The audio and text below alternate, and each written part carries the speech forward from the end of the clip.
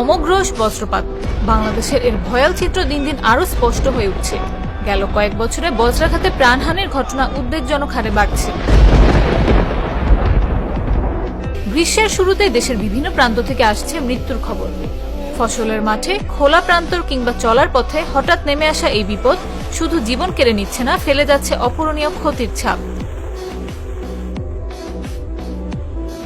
BBC বাংলার পুরনো এক প্রতিবেদনে বিশেষজ্ঞদের বরাতে বলা হয়েছে, দক্ষিণ এশিয়ার বজ্রপাত প্রবণ দেশগুলোর অন্যতম বাংলাদেশ। প্রতিবেদনের তথ্য অনুযায়ী দক্ষিণ এশিয়ার দেশগুলোর মধ্যে শ্রীলঙ্কা, ভারতের কয়েকটি অংশে এবং নেপালেও বজ্রপাত হয়। কিন্তু ভারত, মায়ানমার, শ্রীলঙ্কা বা নেপালে বজ্রপাত হলেও সেখানে মৃত্যুর হার এত বেশি নয়। তবে এসব দেশের তুলনায় বাংলাদেশে বজ্রপাতের প্রবণতা অনেক বেশি। দেশের আয়তনের তুলনায় হতাহতের সংখ্যাও অনেক বেশি। কিন্তু এর কারণ কি?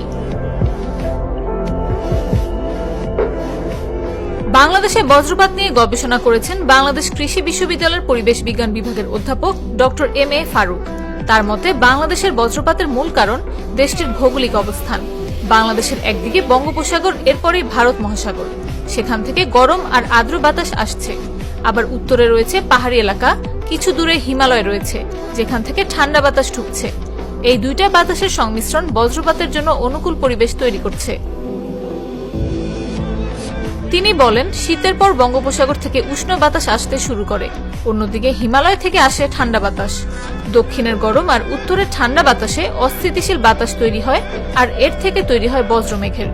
এরকম একটি মেঘের সঙ্গে আরেকটি মেঘের ঘর্ষণে বজ্রের তৈরি হয়। এরকম উচ্চ ভোল্টের বৈদ্যুতিক তরঙ্গ যখন মাটিতে নেমে আসে, তখন সবচেয়ে কাছে যা পায় তাতেই আঘাত করে। বাংলাদেশের জাতীয় দুর্যোগের তালিকায় 2016 সালের 17 মে বজ্রপাত অন্তর্ভুক্ত করা হয়। আবহাওয়াবিদদের পর্যবেক্ষণে বাংলাদেশে উত্তরাঞ্চল এবং উত্তর পশ্চিমাঞ্চল বজ্রপাত প্রবণ এলাকাগুলোর অন্যতম।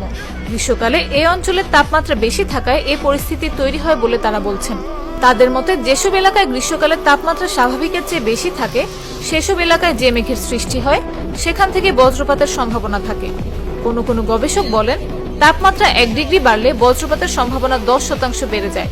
পৃথিবীর যে কয়েকটি অঞ্চল বজ্রপাত প্রবণ, তার মধ্যে দক্ষিণ এশিয়া অন্যতম। বন্যা এবং সাইক্লোনের মতো দুর্যোগের ক্ষেত্রে কিছু প্রস্তুতি নেওয়ার সুযোগ থাকলেও বজ্রপাতের বিষয়টি অনেকটা ভূমিকম্পের মতোই আকস্মিক। বিশ্বের সবচেয়ে বেশি বজ্রপাতের ঘটনা ঘটে ভেনেজুয়েলা এবং ব্রাজিলে, কিন্তু সেখানকার তুলনায় বাংলাদেশের মৃত্যু